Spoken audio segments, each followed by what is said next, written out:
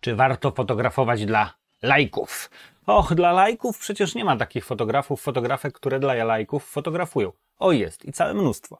Dzisiaj pochylę, a tak naprawdę pochylimy się nad tym, co nam daje lajkowanie zdjęć w serwisach social media, albo co nam zabiera. Ja nazywam się Piotrek Trybalski, a to jest program Fotograf w podróży.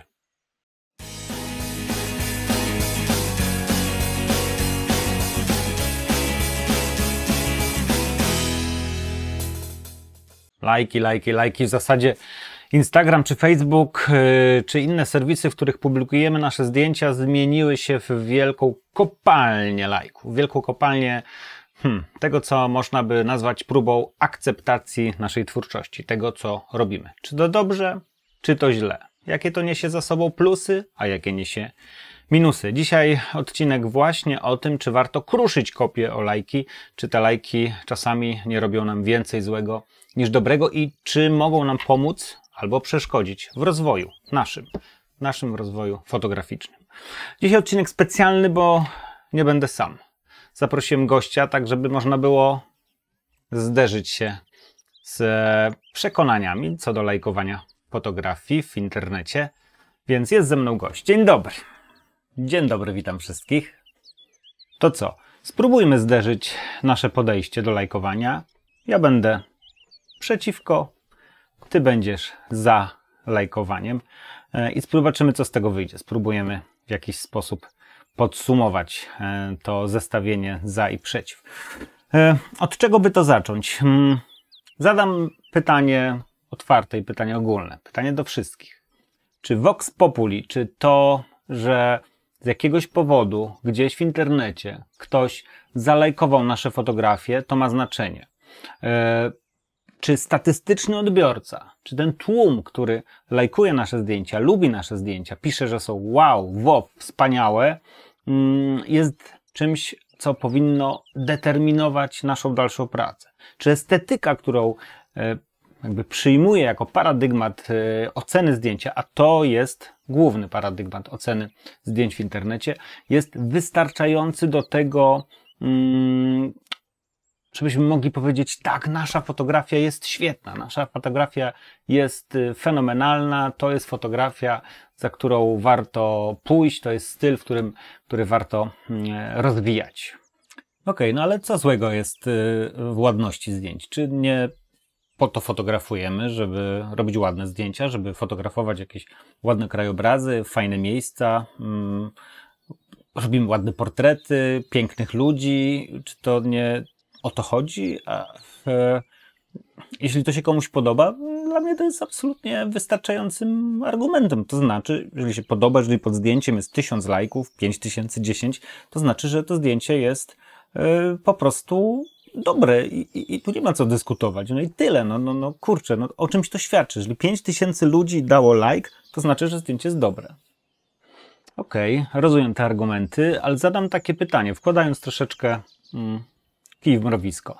Czy głos randomowego widza, kogoś przypadkowego, statystycznego, jest ważniejszy od głosu kogoś, kto się zna na fotografii? Czyli jeśli ktoś, kto się zna na fotografii, powie coś o twoim zdjęciu, zalajkuje twoje zdjęcie, czy to jest mniej wartościowe albo bardziej wartościowe od, nie wiem, 100 lajków takich randomowych konsumentów treści fotograficznych w jakiejś sieci społecznościowej? A co to znaczy, że ten ktoś się zna? Dlaczego mam polegać na zdaniu kogoś, kto w sposób ex cathedra patrzy na moje zdjęcia i ma mi powiedzieć, że one są dobre albo one są złe? No kurczę, jeżeli zdjęcia się podobają, jeżeli zdjęcia mają lajki, to oznacza, że są dobre. No to chyba o czymś świadczy. Sorry, ale wydaje mi się, że to daje, jedyne co to daje, to fałszywe przekonanie. Fałszywe przekonanie o tym, że twoje zdjęcie jest dobre, co niekoniecznie jest prawdą. Daje ci poczucie własnej wartości, co jest oczywiście absolutnie ważne i nie podlega żadnej dyskusji, ale nie daje, czy też nie zawsze daje, a w większości przypadków nie daje poczucia wartości własnej fotografii. W rozumieniu takim jakby neutralnym, wyzbytym z takiego podejścia indywidualnego. Po prostu podejście takie, że ta fotografia coś wnosi do fotografii, że ona jest ważna, że ona jest mądra, że ona jest dobra, że ona w jakiś sposób wpisuje się w kanon fotograficzny, jakiś kanon, że jest twoim głosem, jest twoim stylem. No nie, to nie daje, to jest efekt kostki cukru, to jest efekt przyjemnościowy, słodycz, która rozpuszcza się w ustach, ale tak naprawdę no, do niczego to nie prowadzi. Tak mi się wydaje. Okej, ale ta kostka cukru daje mi motywację, daje mi satysfakcję, daje mi power do tego, żeby dalej fotografować. Przychodzę, wrzucam zdjęcie wieczorem, patrzę rano, jest kilkaset lajków. Kurczę, to po prostu chcę się wziąć ten aparat, chcę się iść robić zdjęcia. To jest naprawdę, może nie poszedłbym na zdjęcia, nie pojechałbym gdzieś na zdjęcia, gdyby nie to, że tyle osób po prostu bije mi brawo. No to jest ważne, to, że kurczę, takie społeczna akceptacja pozwala wyjść z szuflady ze zdjęciami, zacząć je pokazywać, mieć odwagę do tego, żeby je pokazywać. No, dodaje po prostu skrzydeł. Potem z czasami jest tak, że się już rozpoznawalnym. To jest bardzo satysfakcjonujące. Kojarzy mi się. A jeśli robię biznes, jeśli żyję z fotografii, robię sesje, no to efekt tego jest taki, że klienci przychodzą, wskazują na te zdjęcia, które zrobiłem, mówią, ja chcę mieć takie same zdjęcia. Kurczę, no co jest w tym złego? No, ktoś chce portret, proszę bardzo, ja chcę mieć portret taki sam. Reakcja ludzi na twoje zdjęcia, powiadasz, to ja powiem tyle, że to cię zabija. Krok po kroku cię to zabija. Fotografowanie pod fanów, fotografowanie pod klientów, fotografowanie dlatego, że to się podoba i to się sprzedaje, oznacza, że zatrzymujemy się artystycznie, zatrzymujemy się twórczo, ponieważ nasza praca zaczyna przypominać jakąś manufakturę, jakąś po prostu cepeliadę. Ktoś przychodzi, mówi, że chce to i to, a ty się cieszysz, że ktoś gdzieś tam zobaczył twoje zdjęcia i chce to i ty teraz robisz dokładnie to, co ten ktoś chce. Czyli przestajesz eksperymentować, przestajesz mieć czas na poszukiwania. Żyjesz pod kloszem pewnego stylu, pewnego zamówienia, pewnej estetyki, która jest wzięta i która jest popularna, no i zaczynasz fotografować jak w cepeli.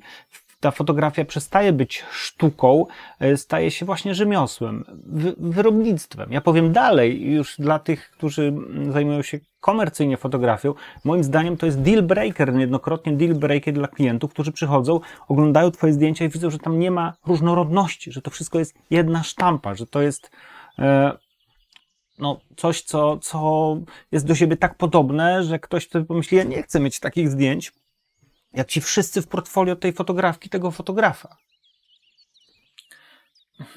Ale to nie jest fotografowanie w kółko tego samego, to jest styl, to jest mój rozpoznawalny styl. Ludzie kupują pewien styl fotografowania, chcą mieć takie konkretne zdjęcie, bo to jest pewien mój styl i już, nie? Nie, to nie jest styl. Pewien sposób fotografowania, pewien sposób pokazywania, dominanta kolorystyczna, sposób obróbki zdjęć, nie wiem, używanie konkretnego obiektywu, to nie jest styl. To jest pewien zestaw narzędzi, który często wykorzystuje się do jakiegoś projektu, do pokazania czegoś w ramach jakiegoś pomysłu na język wizualny, ale za chwilę ten pomysł zmienia się, wykorzystuje się go w innym miejscu. To jest znów budowanie pewnego estetycznego i przychylnego nam klosza, pod którym sobie żyjemy, bezpiecznego, bo się w tym dobrze odnajdujemy. Fotografia to język. My mówimy obrazami, my wyrażamy siebie. Jeżeli my w kółko mówimy te same słowa i tymi samymi słowami operujemy, przypominamy jakąś, kurczę, katarynkę. No dobra, ale skoro ludziom się podobają moje zdjęcia, mam feedback, pozytywny feedback, twierdzisz, że to jest złe, no to skąd ja mam wiedzieć, co jest dobre, a co złe? Jak rozpoznać dobrą fotografię? Jak ja mam rozpoznać własną dobrą fotografię? Wow, czy twoje fotografie są dobre, czy twoje fotografie są złe? Kto ma o tym sądzić? No już powiedziałem o tym. Ktoś, kto się zna. Wybierz się na przegląd portfolio, wybierz się na... zamów sobie gdzieś przegląd portfolio, spotkaj się z jakimś fotografem, którego fotografię cenisz i lubisz i poproś go, żeby popatrzył na twoje zdjęcia i żeby je ocenił. No możliwości jest absolutnie dużo. Ostatnią z tych możliwości jest to zarzucenie, czy też zrzucenie odpowiedzialności za to, czy nasza fotografia jest dobra, na głos ludu. Bo to w dalszym ciągu będzie próba statystyczna. Próbie statystycznej wszyscy wiemy, ile i jaki rodzaj muzyki słucha i sprzedaje się najbardziej, chociażby w Polsce. Tak z fotografią jest podobnie. Taki ktoś, taki ekspert, taki mentor pozwoli ci się odnaleźć w tej fotografii.